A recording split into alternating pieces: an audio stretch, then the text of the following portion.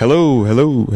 All right. Thanks everyone for coming out. I want to thank BSides NoVa for having me here. This is my first time as a speaker. So this is me jumping outside of the box and getting from behind the analyst keyboard and actually sharing some of the ideas and things that I've been working on in the past and what I plan to do in the future.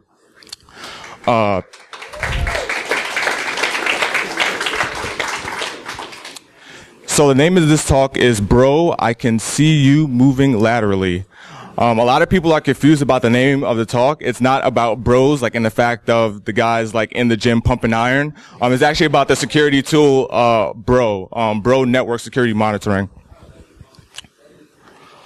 A little bit about myself. I'm a defender at heart. I love defending. I'm an incident responder at Chicago Mercantile Exchange. I'm based out of the New York area, but I've been working in the DC area to start out my career. So I'm always tied back to DC, Virginia area, which is why I, put in my hat to speak at this conference.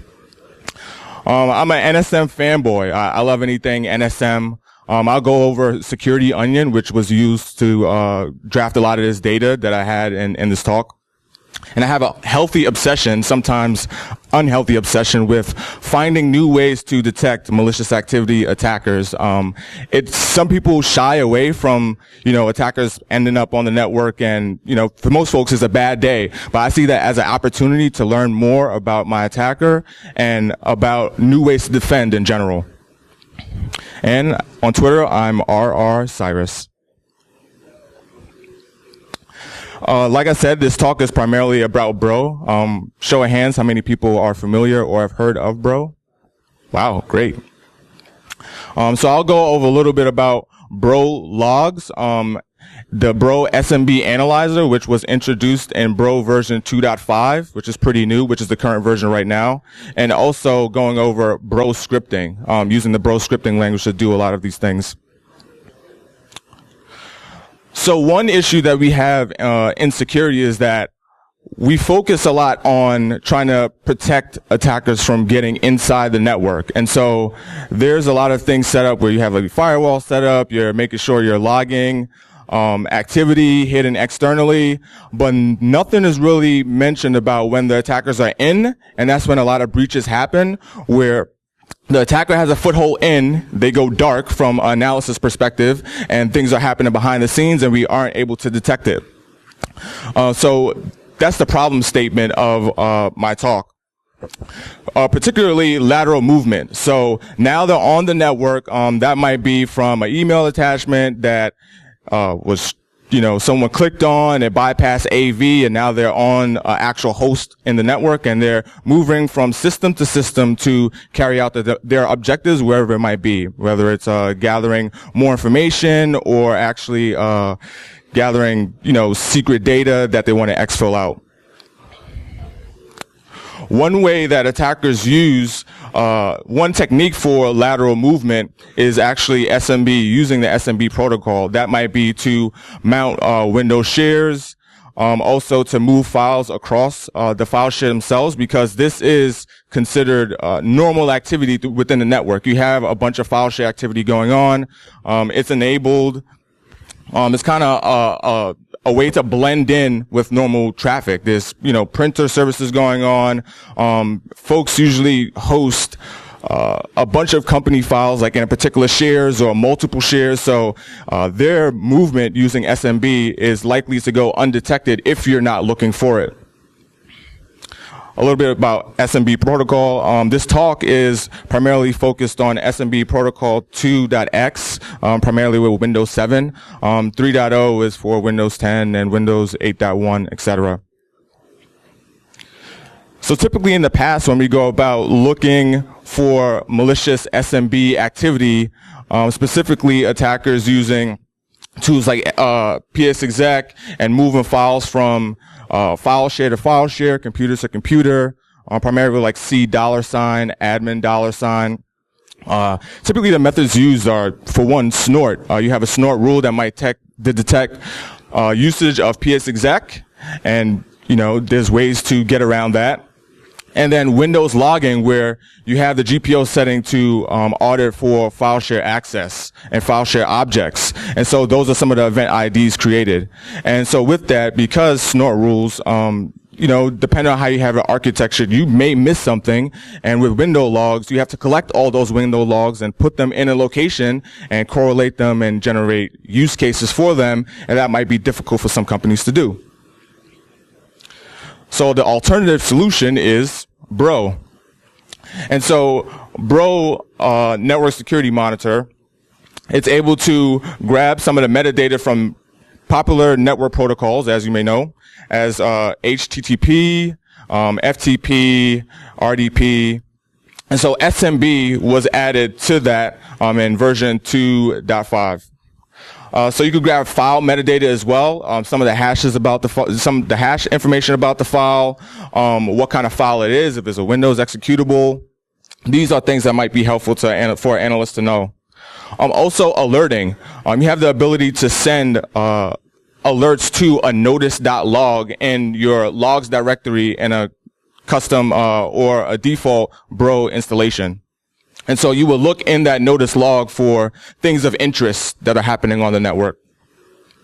And with the Bro logs themselves, they are easy to pump into a SIM solution, or you can grep them. You can use the tool Bro Cut to make it a little bit easier on the eyes to grab particular information that is interesting to you.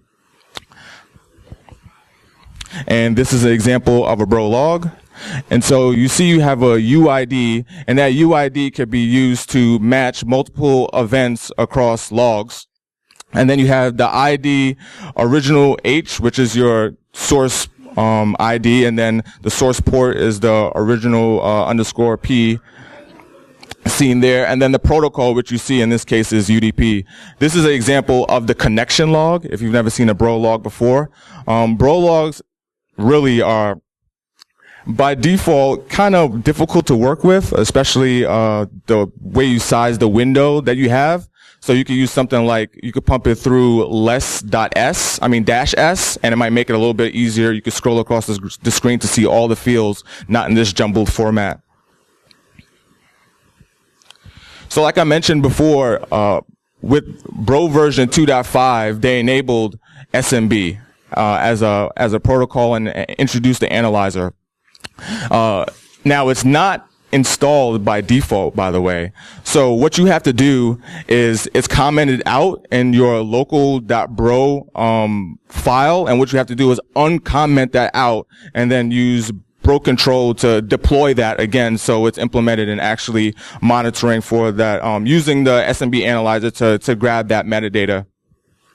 And so these are some of the SMB logs that were introduced.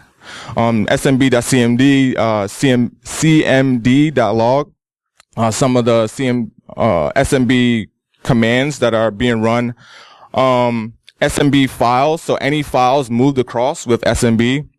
Also SMB mapping, any SMB tree activity, and NTLM log and RPC.log.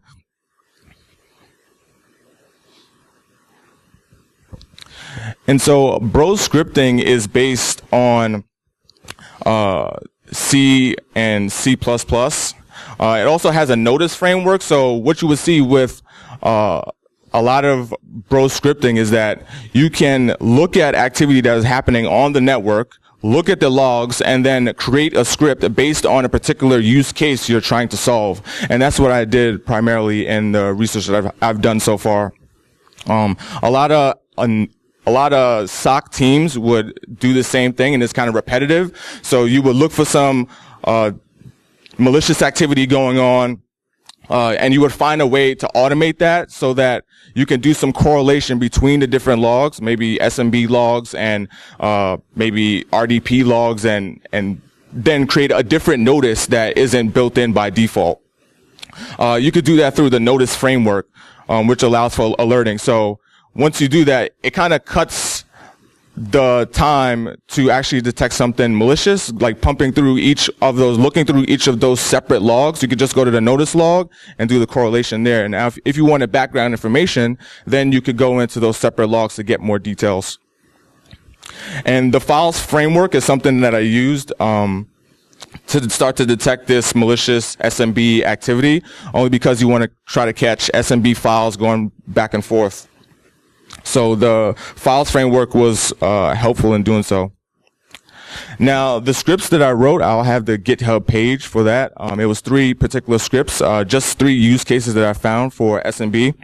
One is if you have an SMB file that attacker, they're on the system already inside your environment, and now they're moving malicious files between computers, mounting them to file shares. So that's something that you would have some interest in detecting.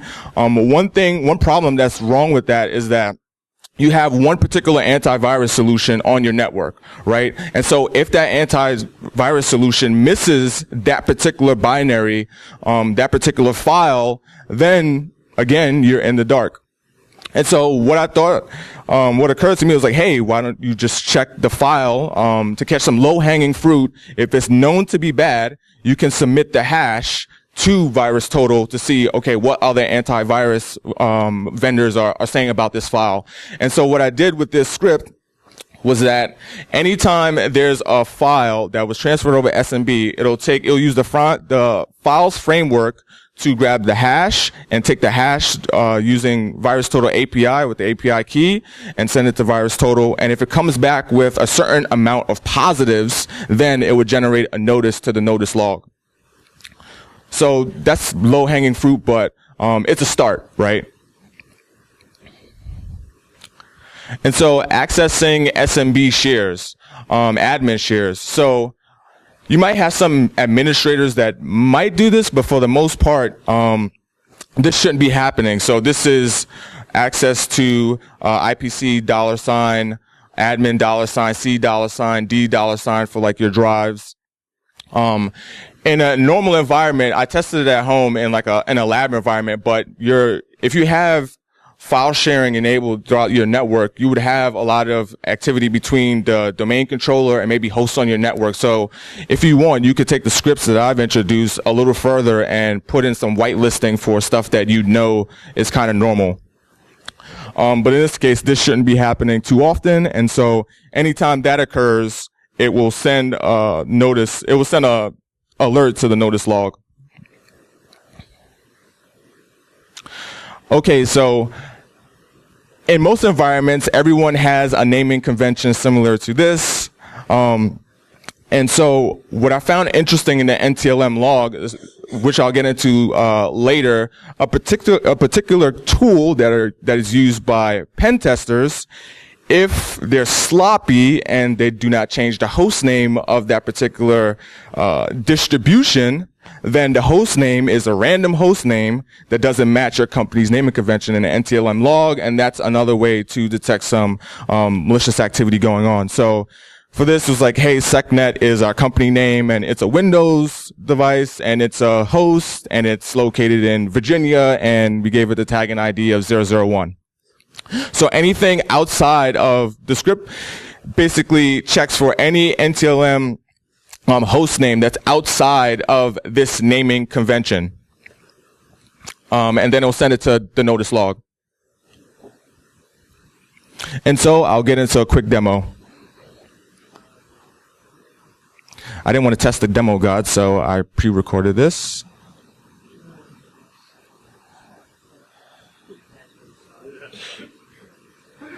All right, so to give you some background on what's going on right now, so there's maybe a penetration tester, a malicious actor that's out there that has compromised a system on the network, and now this is them going through the process of moving laterally and looking for files of interest and moving files from system to system.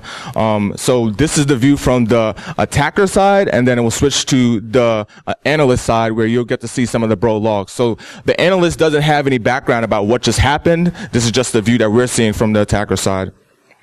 This is happening in the future, right? Sunday. Yep. And so here is a remote desktop with some credentials that they've had on the network. So remote desktop RDP to some machine on their internal network. Now they're launching sysinternals psexec to kind of blend in with regular traffic. And so they're using psexec to basically spawn a command shell on another box in their environment. So you see they logged into .106, and now they're going to .107. So this is the PSExec service that is starting. By the way, as an attacker, this is pretty noisy, and a lot of attackers are moving away from this. So they're using stuff like WMI exec and SMB exec, and that could be detected too with some of the scripts I've introduced. And so they now are on the system. They went to the desktop, and now they're looking for files of interest. So they found this daily list, and check out that list. There's lunch involved, there's brief the director on bro IDS, and then, well, at the bottom, go home and drink some beer, because who doesn't love beer after a long day of work? And so now they've jumped out of that, and now they're going to the documents because, hey, there are always good things in the documents folder. So there's a text file in there called secret location, and maybe sounds like it might be of interest. Let's look in there. So there's a business deal going down with Bugs Bunny, and there's carrots involved, and there's a location. So that's something that, hey, now that attackers gain that information, and maybe they could disrupt the deal or take someone out before they get to the deal. Now, this is the attacker using Xcopy to move Windows Update.exe to the other system .107, and you'll see this activity pretty soon. So they moved it to their desktop, right? The Windows Update.exe. They moved it to the desktop on that same system, and now they're going to execute that Windows Update.exe. And guess what it is? Mimikatz. And so from here, they're just going to use the Mimikatz tool to dump some credential information. I learned a little bit about Mimikatz with this too. I restarted the virtual machine before this, and so the logon passwords are null. Because there's no, it's not cached, anything, the credentials aren't cached. So me being a defender, I'm always using some attacker tools to kind of get wrap my mind around what's going on, and that's just something interesting I learned. I advise anyone who's a defender to actually use some of these offensive tools to get a handle of what attackers are actually using, or even pen testers or red teamers. So now this is Kali Linux, this is Metasploit console. They're using the Metasploit PSExec module to do the same thing, and we'll see what that looks like shortly on the analyst side.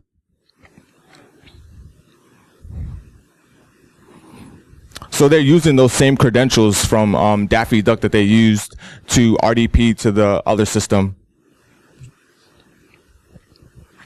And now this is from the analyst side. So as the analyst, you're like, oh, firing up my bro logs. Let's look in the notice log. See if there's anything interesting there.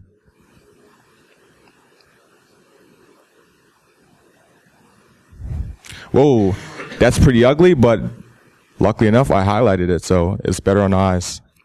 So now you see that PSExec svc.exe, and that was submitted to VirusTotal with a hit count of 3 positives, and so the analyst sees that, like, hey, I want to see more about this file.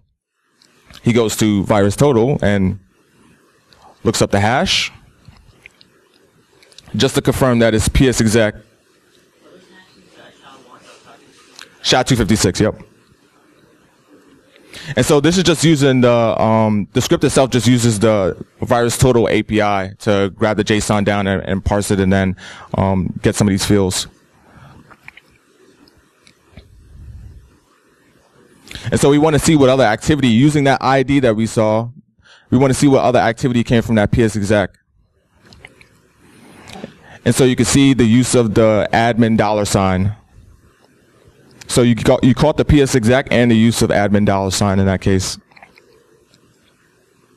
Now we're going to look at the notice log again, and sure enough, we see Windows Update.exe. That got a hit count of 39.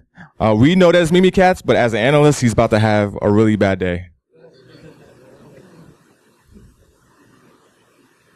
Because there's no context around that, right? You just see a hit count of 39. You're like, uh-oh. And yeah, Mimikatz. Anytime you have Mimikatz on your network, it's a bad day.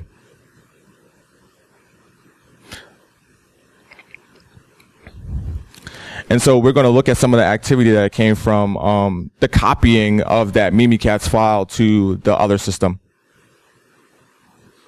If I could type in demos. And so you see the IPC $share was used to copy that using Xcopy. So then now we're back in the notice log, and sure enough, PSExec from Metasploit created that randomized suspicious host name that now it flagged and said potential rogue host name on the network. And I found what was interesting in this is NTLM is a different NTLM version that's used. I think it's like version 1 that's flagged, because initially the script was for version 2 and it didn't pick it up, and I was like wondering why. And I looked and pulled a PCAP and it's version 1, which was weird, but. And so you see the use of the IPC $admin with Metasploit PSExec. And so now we're just going through and getting some more information about the activity that occurred from the logs themselves that were used in the scripts. So here we are going to SMB mapping log, and this gives you an idea of some of the shares that were actually used throughout that whole activity. Also, the files log, it gives you an idea of what's in the files log. You have the name of the file and also the file share that was used. So this is in the SMB files log, not the general files log. This is the general PE log right here that tells you, hey, it's a Windows executable.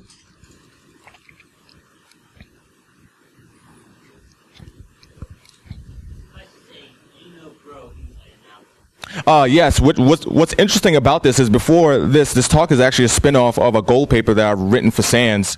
And before that, I've never worked with Bro in an environment setting or even, long term. This paper was an opportunity for me to actually deep dive into Bro itself and create some use cases that I would use in my own day-to-day job as an incident responder. Also, one thing to note is that from a detection perspective, a lot of, you hear a lot of red teamers or a lot of pen testers say, hey, defenders have to close up all these holes, and once we're in, we're in. I like to combat that a little bit. If you're in a secure SOC or a secure security environment, and you're very mature, you can actually, kind of raise their level too, because once that activity is flagged and then haven't carried out all their operations that they wanted to, yes, they're inside, but nothing has happened. So if you caught them at the side that, hey, they got, PSExec running, they got Mimikatz running, and now they just they got the credential dump, they're moving laterally, you can now detect them, root them out, and when you root them out, they now know, hey, they picked that up. And so now the bar to entry to come back in and get to that same step is a lot harder. And so that's something Matt Swan from Microsoft introduced a little while back, the incident response pyramid. And so with this, you can track is different steps that these Bro scripts can be part of.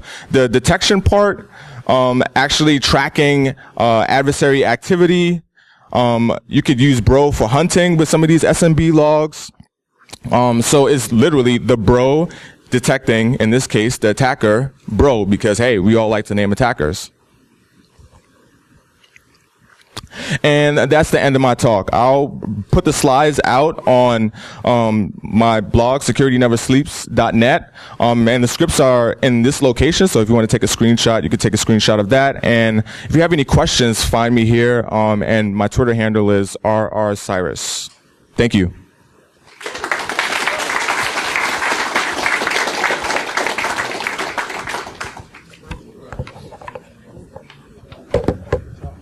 Great, thanks. Yep, really good. Thanks.